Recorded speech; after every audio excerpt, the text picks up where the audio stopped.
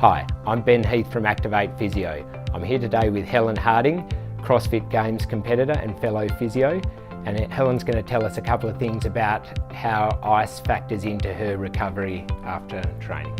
So I use ice probably on a daily basis.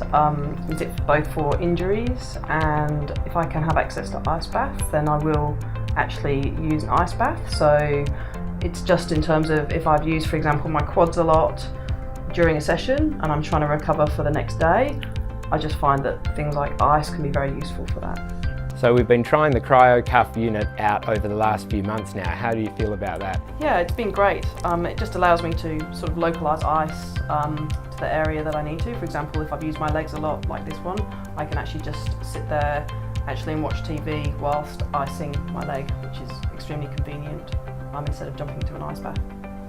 And so just for everyone at home, we'll show you how the unit works. So it's very straightforward to use. You just fill the esky up with ice, a little bit of water, connect the little hose down here, down to the attachment on the edge of the cuff.